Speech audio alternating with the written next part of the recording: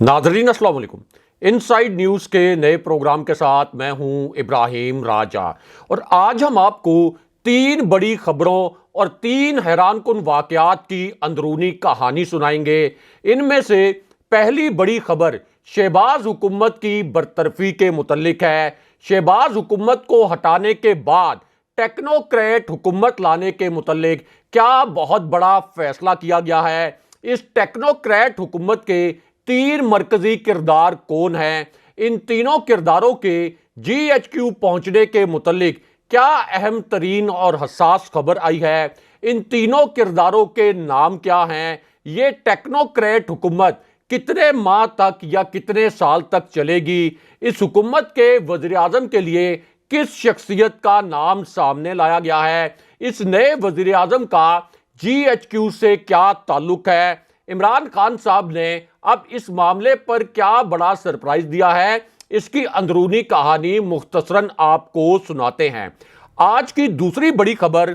Army chief general Asim Munir के एक बड़े फैसले के मुतल्लिक है। एक आला तरीन सतह के फौजी इजलास में कौन से ताकतवर जनरल शरीक हुए, इस इजलास में क्या दो बड़े फैसले किए गए, ये दोनों फैसले शरीफ खानदान पर क़यामत बनकर क्यों टूटे, इन फैसलों का इमरान खान साहब से क्या ताल्लुक है, इस इजलास के बाद army chief general Asim Munir को अचानक कहां पहुंचना पड़ा, इसकी अंदरूनी कहानी आपको मुख्तसरन बताते हैं। आज की तीसरी बड़ी खबर जनरल बाजवा के मुतल्लिक है। इस खबर में किसको शटअप कॉल दी गई, ये सब बकवास है जैसे अल्फाज किसने इस्तेमाल किए, 43 मिनट तक किस शख्सियत को यरगमाल बनाया गया, इस अगवा के मुतल्लिक और यरगमाल बनाए जाने के हवाले से एक वीडियो इस वक्त क्यों वायरल है, इस वीडियो के तीन पुरस्कार किरदार कौन हैं,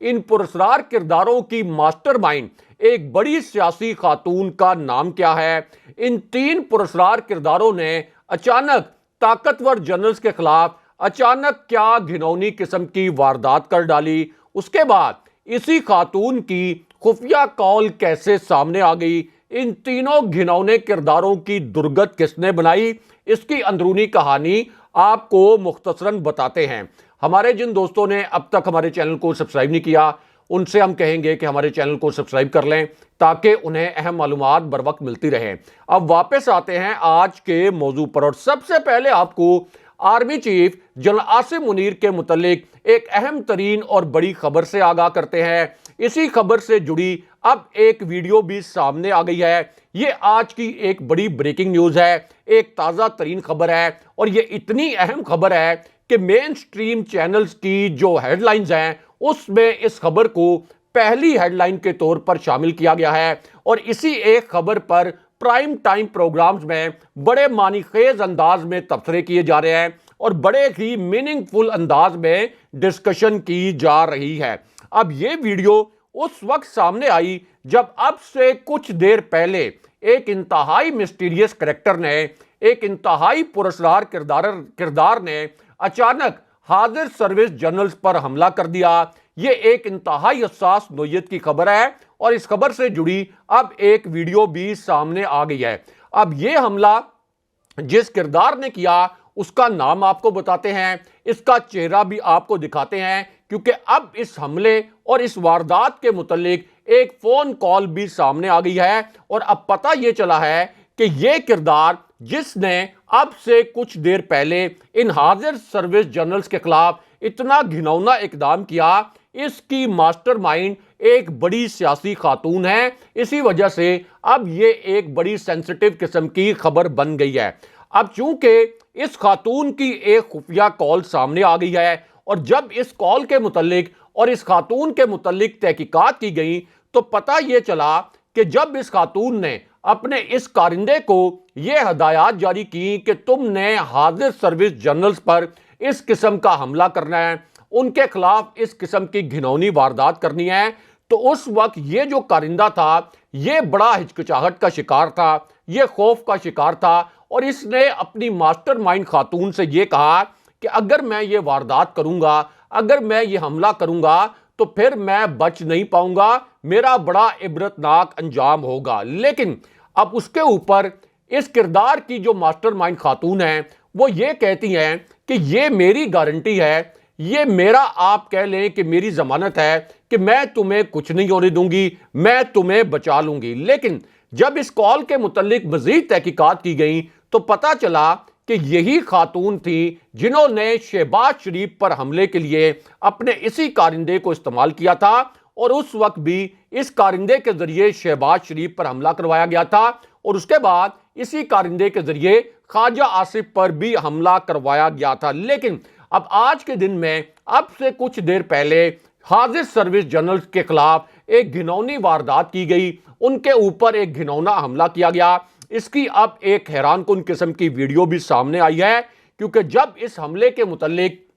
اس سیاسی خاتون نے اپنے اس کارندے کو ہدایات جاری کی تو اس وقت بھی یہ کارندہ بہت ہچکچاہٹ کا شکار تھا، بہت خوف کا شکار تھا، لیکن اسی سیاسی خاتون کی جانب سے اس حملے پر بھی اپنے کارندے کو تحفظ کی ضمانت دی گئی۔ اب یہ جو سیاسی خاتون ہیں جن کا نام بھی آپ کو بتاتے ہیں، ان کے اس کارندے نے یہ حملہ ایک لائیو ٹی وی شو کے دوران کیا۔ اب جس وقت یہ گھناؤنی واردات کی گئی، جس وقت یہ حملہ کیا گیا، تو اسی لائیو شو کے دوران بہت ان ایکسپیکٹڈ سچویشن پیدا ہو گئی، بڑی غیر معمولی قسم کی صورتحال پیدا ہو گئی، اور اگر آپ اینکر کی باڈی لینگویج دیکھیں تو اس سے پتا چلتا ہے کہ یہ جو اینکر ہے یہ بھی اس پوری صورتحال سے گھبرا گئے۔ انہوں نے اپنی جانب سے اس صورتحال کو کنٹرول کرنے کی کوشش کی، لیکن وہ اس صورتحال کو کنٹرول نہیں کر سکے، اور انہیں خدشہ یہ تھا کہ پیمرا ان کے پروگرام پر پابندی نہ لگا دے یا ان کو چینل سے ہی نہ نکال دیا جائے۔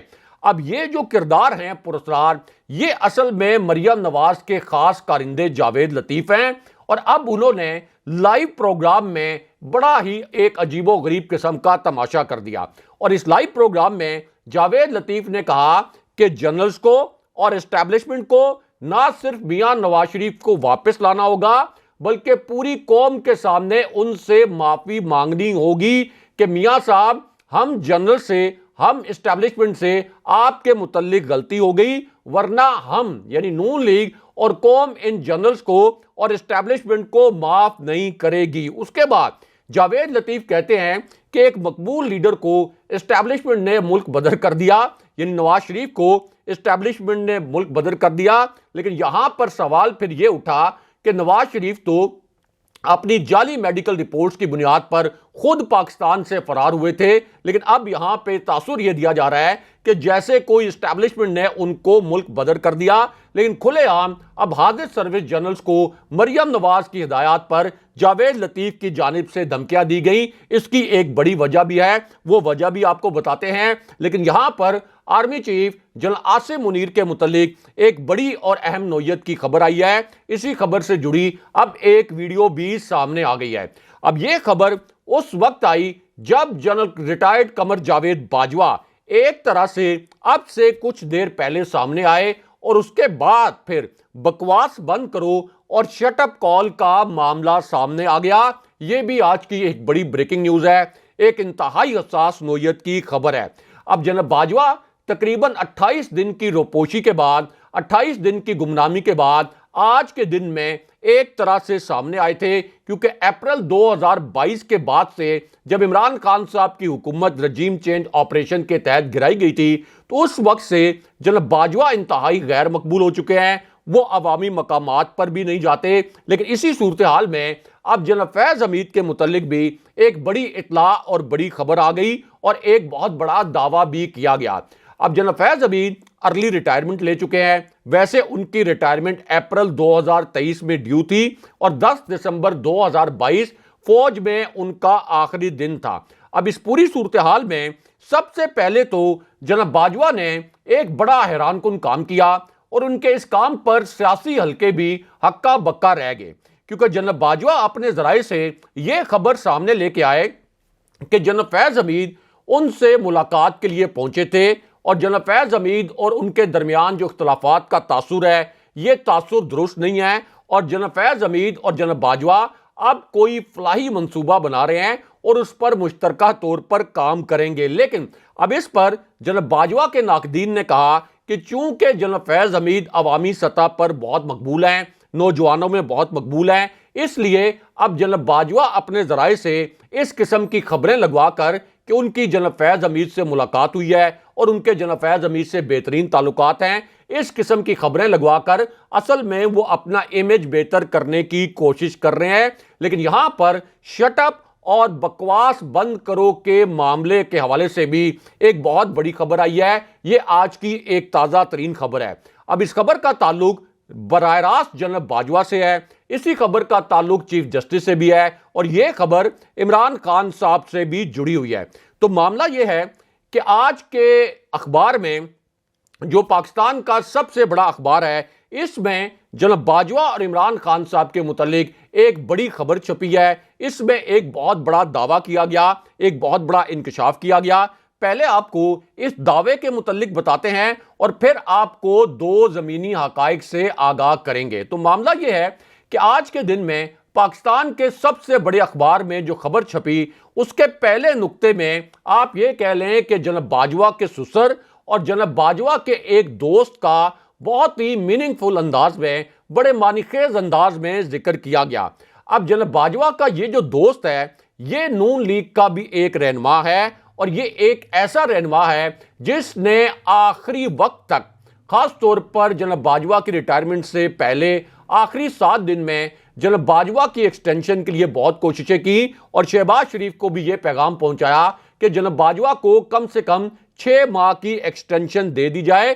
یہ ایک ایسا لیگی رہنما ہے جو جنرل باجوہ کے سسر کے بھی قریب سمجھا جاتا ہے، اور خود اب جنرل باجوہ نے بھی اعتراف کیا ہے کہ اس لیگی رہنما کے ساتھ ان کی کئی ملاقاتیں ہوتی رہیں، لیکن جنرل باجوہ کا دعویٰ یہ ہے کہ ان ملاقاتوں کا ایجنڈا کبھی بھی سیاسی نہیں تھا، اور ان ملاقاتوں میں عمران خان صاحب کے حوالے سے یا ان کے خلاف کبھی کوئی بات نہیں ہوئی۔ لیکن اب یہی جو کردار ہے، اس کے ذریعے ہی شہباز شریف کو جنرل باجوہ کی ایکسٹینشن کا پیغام بھی بھجوایا گیا تھا۔ اب جنرل باجوہ کے سسر اور اس شخصیت کے متعلق آج کے دن میں جو خبر چھپی ہے، اس خبر کے 2 نکات آپ کو مختصراً بتاتے ہیں۔ تو معاملہ یہ ہے کہ اس خبر کے پہلے نقطے میں کہا گیا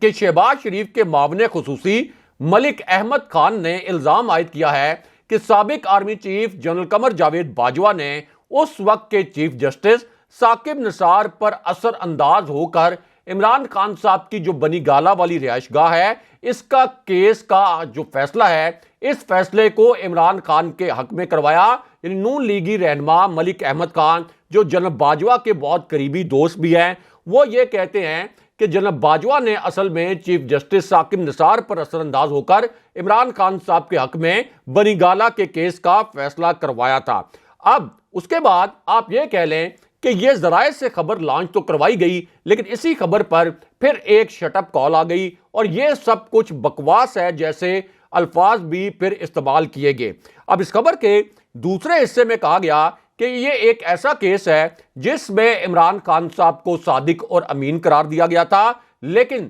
جب سابق چیف جسٹس ثاقب نثار سے رابطہ کیا گیا اور ان سے پوچھا گیا کہ کیا جنرل باجوہ نے عمران خان صاحب کے حق میں فیصلہ کروایا تھا آپ سے، تو اس پر سابق چیف جسٹس نے یہ الفاظ استعمال کیے کہ یہ بات مکمل طور پر بکواس ہے، بالکل بے بنیاد ہے۔ یعنی ملک احمد خان کی بات جو ہے، یہ بکواس اور بے بنیاد ہے۔ اور پھر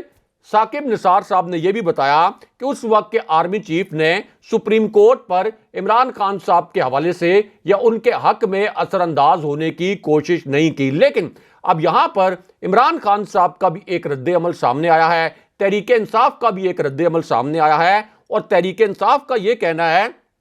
کہ اب چونکہ لیگی رہنما کہہ رہے ہیں کہ چیف جسٹس آف پاکستان کو آرمی چیف کنٹرول کرتا تھا، تو یہ نہایت ہی سنگین الزام ہے، اس لیے سپریم کورٹ کے رجسٹرار کو اس بات کا نوٹس لینا چاہیے۔ لیکن اب یہاں پر شہباز شریف کی حکومت کی برطرفی اور آرمی چیف کے ایک ہنگامی فیصلے کے متعلق ایک بہت بڑی خبر آئی ہے۔ یہ آج کی ایک بڑی بریکنگ نیوز ہے، انتہائی حساس نوعیت کی خبر ہے، کیونکہ اب 3 کردار ایسے ہیں نئی حکومت کے، ٹیکنوکریٹ سیٹ اپ کے، ان کے متعلق یہ اطلاع آئی ہے کہ یہ تینوں کردار جی ایچ کیو پہنچے ہیں۔ ان تینوں کرداروں کے چہرے آپ کو دکھاتے ہیں، ان تینوں کرداروں کے نام بھی آپ کو بتاتے ہیں، اور اب ایک بڑی بریکنگ نیوز یہ آئی ہے کہ جی ایچ کیو نے اس حکومت کے خاتمے کے حوالے سے اور ٹیکنوکریٹ سیٹ اپ لانے کے حوالے سے ایک بہت بڑا فیصلہ کیا ہے اور ایک وزیر اعظم کا نام بھی سامنے لایا گیا ہے جو آپ کے سامنے رکھتے ہیں۔ تو معاملہ یہ ہے کہ اب اسلام آباد میں اقتدار کی راہداریوں میں ایک بہت بڑی اطلاع گردش کر رہی ہے اور خود مسلم لیگ نون کے جو وزراء ہیں وہ اب اس اطلاع کی تصدیق کر رہے ہیں۔ مسلم لیگ نون کے وزراء کا کہنا یہ ہے کہ ہمیں اب یہ پیغام دیا جا رہا ہے کہ آپ سائیڈ پر ہو جائیں، آپ سے معیشت نہیں سنبھل رہی، آپ یہ کہہ لیں کہ معیشت کے محاذ پر ناکام ہو چکے ہیں اور ہمیں یہ کہا گیا ہے کہ آپ سائیڈ پہ ہوں، ہم 2 سال کے لیے یعنی جی ایچ کیو اسٹیبلشمنٹ 2 سال کے لیے ٹیکنوکریٹ سیٹ اپ لے کے آئے گی، ٹیکنوکریٹ حکومت لے کے آئے گی۔ اب اس کے اندر ایک بہت بڑی چال بھی چھپی ہے، وہ چال یہ ہے کہ 2 سال کی عبوری حکومت لائی جائے۔ اس دوران نون لیگ کی یہ جو بدترین پرفارمنس تھی، جس طرح انہوں نے معیشت کو دیوالیہ کیا، شاید لوگ نون لیگ کی اس پرفارمنس کو بھول جائیں گے اور عمران خان صاحب کا یہ جو سونامی کی ویو ہے عوامی حمایت کی، شاید یہ بھی کسی حد تک کم ہو جائے گی۔ تو یہ بھی اس کے اندر ایک چال نظر آ رہی ہے۔ لیکن اسی پوری صورتحال میں 3 کردار جن کے متعلق یہ کہا گیا کہ یہ نگران حکومت کے مرکزی کردار ہوں گے، یہ جی ایچ کیو پہنچے۔ اس حوالے سے ایک دعویٰ کیا گیا ہے کہ ان کی جی ایچ کیو میں ملاقاتیں ہوئی ہیں۔ ان میں جو سابق گورنر اسٹیٹ بینک تھے رضا باقر، ان کا نام لیا گیا ہے۔ اسی طرح سابق وزیر خزانہ حفیظ شیخ کے متعلق یہ بتایا گیا ہے کہ وہ بھی جی ایچ کیو پہنچے اور جی ایچ کیو میں ان کی ایک ملاقات ہوئی۔ یہ ایک بہت بڑا دعویٰ کیا گیا اور اس کے بعد یہ کہا گیا کہ جی ایچ کیو نے اب یہ فیصلہ کیا ہے کہ جنوری میں ہو سکتا ہے کہ یہ ٹیکنوکریٹ سیٹ اپ لایا جائے اور پھر شہباز شریف کی حکومت کو فارغ کیا جائے۔ لیکن اس کے اندر جو ایک آپ کہہ لیں کہ چالاکی کی جا رہی ہے نون لیگ کی جانب سے، وہ یہ ہو سکتی ہے کہ ہماری بری پرفارمنس کو لوگ بھول جائیں۔ لیکن اب یہاں پر جی ایچ کیو کے حوالے سے اور عمران خان صاحب کے حوالے سے بھی ایک بڑی خبر آئی ہے، کیونکہ یہ جو ٹیکنوکریٹ سیٹ اپ ہے اس کے حوالے سے تاثر یہ دیا جا رہا ہے کہ یہ اصل میں جی ایچ کیو کا فیصلہ ہے اور طاقتور جنرلز کا فیصلہ ہے کہ اب ایک عبوری حکومت لائی جائے گی۔ لیکن اب جیسے یہ خبر سامنے آئی، دوسری جانب عمران خان صاحب کے حوالے سے بھی اب ایک بڑی بریکنگ نیوز آئی ہے، کیونکہ ٹیکنوکریٹ سیٹ اپ کے حوالے سے ایک تاثر یہ تھا کہ شاید عمران خان صاحب شہباز شریف کی حکومت کی برطرفی پر خوش ہوں گے، لیکن اب عمران خان صاحب نے یہ اعلان کیا ہے کہ وہ کسی ٹیکنوکریٹ سیٹ اپ کو نہیں مانیں گے۔ ایک عبوری حکومت 60 دن کے لیے تو قابل قبول ہے، لیکن یہ جو 2 سال کے ٹیکنوکریٹ سیٹ اپ کا شوشہ چھوڑا جا رہا ہے، یہ تحریک انصاف کسی صورت قبول نہیں کرے گی اور اس کے اوپر مزاحمت کی جائے گی۔ اگلے پروگرام تک کے لیے خدا حافظ۔